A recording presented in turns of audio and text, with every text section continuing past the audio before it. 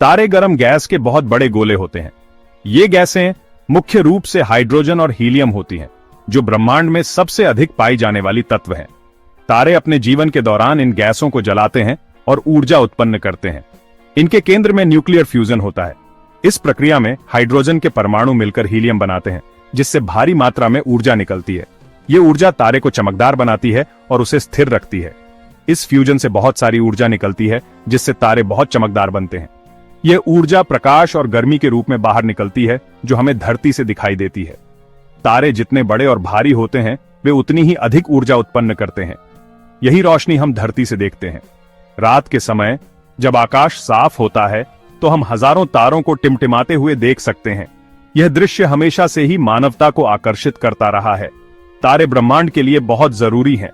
वे न केवल प्रकाश और गर्मी प्रदान करते हैं, बल्कि ब्रह्मांड के रासायनिक तत्वों के निर्माण में भी महत्वपूर्ण भूमिका निभाते हैं। तारों के बिना जीवन जैसा हम जानते हैं संभव नहीं होता। ये भारी तत्व बनाते हैं। जब तारे अपने जीवन के अंत में पहुंचते हैं, तो वे सुपरनोवा के रूप में विस्फोट करते हैं, जिससे भारी तत्व जैसे कार्बन, ऑक्सीजन और लोहे का निर्माण होता है। ये तत्व ब्रह्मांड में फैल जाते हैं और नए तारों, ग्रहों और जीवन के निर्माण में योगदान करते हैं। ये तत्व ग्रहों और जीवन के निर्माण के लिए जरूरी हैं। हमारे सौरमंडल के ग्रह और यहां तक कि हमारी धरती भी इन्हीं तत्वों से बनी है। जीवन के लिए आवश्यक सभी तत्व तारों के अंदर ही बने हैं। हमारा सूरज भी एक तारा है। यह हमारे सौरमंडल का केंद्र है और इसकी ऊर्जा के बिना धरती पर जीवन संभव नहीं होता। सूरज की रोशनी और गर्मी से ही हमारी धरती पर मौसम, जलवायु और जीवन चक्र चलते हैं। यह हमें रोशनी और गर्मी देता है। सूरज की किरणें पौधों के लिए प्रकाश संश्लेषण की प्रक्रिया में मदद करती हैं, जिससे वे भोजन बनाते हैं। यह प्रक्रिया धरती पर जीवन के लिए आधारभूत है। यह धरती पर जीवन के लिए बहुत जरूरी है। सूरज की ऊर्जा के बिना धरती पर जीवन संभव नहीं होता। यह ऊर्जा न केवल हमें गर्मी और रोशनी देती है, बल्कि हमारे पर्यावरण को भी संतुलित रखती है। हजारों सालों से इंसान तारों से मोहित रहा है। प्राचीन सभ्यताओं ने तारों का अध्ययन किया और उन्हें अपने मिथकों और कहानियों में शामिल किया। तारों ने नेविगेशन और समय मापन में भी महत्वपूर्ण भूमिका निभाई है। तारों ने कई कहानियों और वैज्ञानिक खोजों को प्रेरित किया है। तारों के अध्ययन से हमने ब्रह्मांड के कई रहस्यों को सुलझाया है और यह समझा है कि हम इस विशाल ब्रह्मांड में कहां खड़े हैं। तारों को समझकर हम ब्रह्मांड में अपनी जगह को समझ सकते हैं। तारों का अध्ययन हमें यह जानने में मदद करता है कि ब्रह्मांड कैसे बना, कैसे विकसित हुआ और इसमें हमारी क्या भूमिका है। यह ज्ञान हमें प्रेरित करता है कि हम और अधिक खोजें और ब्रह्मांड के रहस्यों को समझें। आर्टिफिशियल स्टार एक काल्पनिक मेगा स्ट्रक्चर है। यह एक टेक्नोलॉजिकल मार्वल है जो असली तारे की तरह काम करता है। सोचो, न्यूक्लियर फ्यूजन की इतनी बड़ी ताकत को इस्तेमाल करना। यही ऊर्जा सूरज को भी पावर देती है। यह आइडिया वैज्ञानिकों और साइंस फिक्शन वालों को बहुत पसंद आया है। यह इंसानों की फ्यूचर एनर्जी नीड्स का सॉल्यूशन हो सकता है, लेकिन इसे बनाना बहुत मुश्किल है। आर्टिफिशियल स्टार बनाने के लिए तारे के अंदर के हालात बनाने पड़ेंगे। इसके लिए बहुत ज्यादा तापमान और दबाव चाहिए। इतनी गर्मी और दबाव में परमाणु आपस में जुड़ते हैं और बहुत सारी ऊर्जा निकालते हैं। सबसे अच्छा तरीका न्यूक्लियर फ्यूजन है। वैज्ञानिक हाइड्रोजन जैसे हल्के तत्वों को मिलाकर हीलियम बनाना चाहते हैं। इससे बहुत ऊर्जा निकलती है। न्यूक्लियर फ्यूजन एनर्जी प्रोडक्शन का एक बहुत पुराना गोल रहा है। यह एक क्लीन और लगभग अनलिमिटेड एनर्जी सोर्स है। फ्यूजन से ग्रीन हाउस गैसेज या रेडियो एक्टिव वेस्ट नहीं बनता। यह फिशन से ज्यादा एनवायरनमेंट फ्रेंडली है, जो आजकल के न्यूक्लियर पावर प्लांट्स में यूज होता है। लेकिन लगातार फ्यूजन रिएक्शन करवाना बहुत मुश्किल है। इसके लिए परमाणुओं के बीच के रिपल्शन को दूर करना पड़ता है। सेक्शन 5, आर्टिफिशियल स्टार बनाने में तकनीकी मुश्किलें। आर्टिफिशियल स्टार बनाना बहुत मुश्किल काम है। यह एक ऐसा कार्य है जो विज्ञान और इंजीनियरिंग की सीमाओं को चुनौती देता है।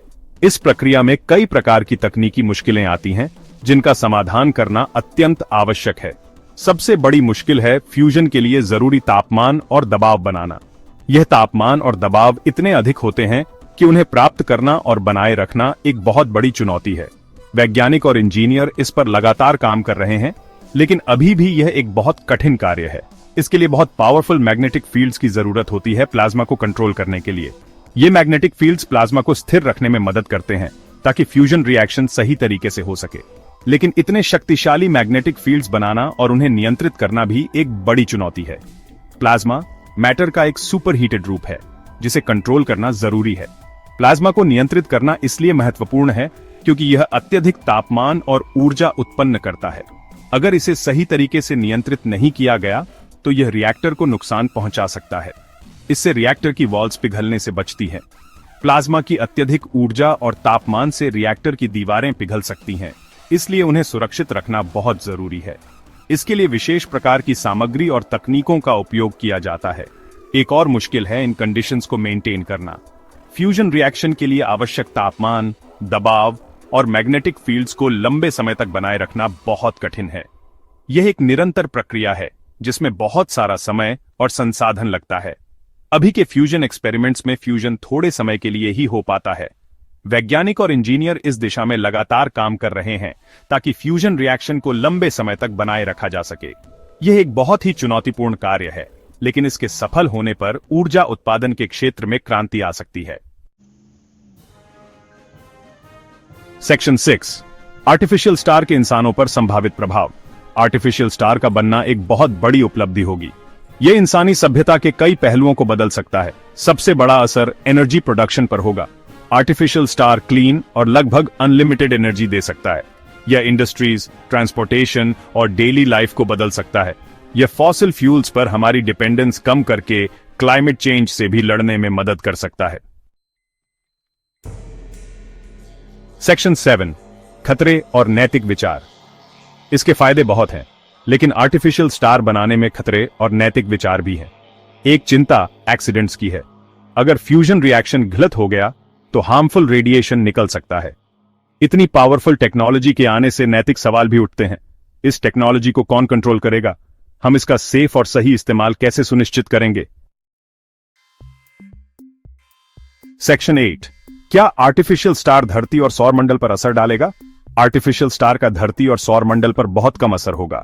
एक बड़े फ्यूजन रिएक्टर की एनर्जी भी सूरज की एनर्जी के सामने बहुत कम होगी और आर्टिफिशियल स्टार धरती पर या उसके पास ही होगा। यह सौरमंडल के ग्रेविटेशनल बैलेंस को ज्यादा नहीं बदलेगा। सेक्शन 9 आर्टिफिशियल स्टार का भविष्य ब्रह्मांड की एक झलक।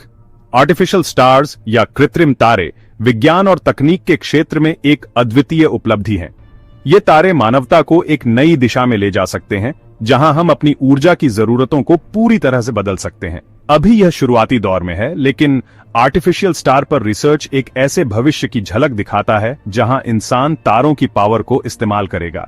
वैज्ञानिक और शोधकर्ता दिन रात इस पर काम कर रहे हैं ताकि हम इस तकनीक को वास्तविकता में बदल सकें। यह एक लंबी और कठिन यात्रा है, लेकिन इसके परिणाम अविश्वसनीय हो सकते हैं।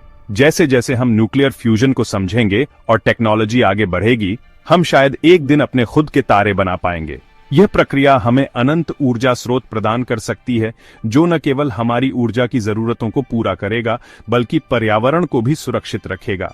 यह एक स्थायी और स्वच्छ ऊर्जा का स्रोत हो सकता है। यह एक बहुत बड़ी अचीवमेंट होगी। वैज्ञानिक समुदाय के लिए यह एक मील का पत्थर साबित हो सकता है। इस सफलता के साथ हम न केवल ऊर्जा के क्षेत्र में, बल्कि अन्य वैज्ञानिक क्षेत्रों में भी नई ऊंचाइयों को छू सकते हैं। यह मानवता के लिए एक नई सुबह की शुरुआत होगी। यह एनर्जी के साथ हमारे रिश्ते और ब्रह्मांड में हमारी जगह को बदल देगा। एक ऐसा भविष्य जहां हम अपनी ऊर्जा की जरूरतों को खुद पूरा कर सकेंगे और ब्रह्मांड में अपनी जगह को और भी मजबूत बना सकेंगे। यह एक नई युग की शुरुआत होगी, जहां मानवता और विज्ञान एक साथ मिलकर नए आयामों को छुएंगे। कृपया इस वीडियो को लाइक, कमेंट और शेयर करें ताकि आप हमारे चैनल को सपोर्ट कर सकें। और स्पेस फैक्ट फ्यूजन हिंदी को सब्सक्राइब करना न भूलें ताकि आपको और भी अद्भुत कंटेंट मिल सके।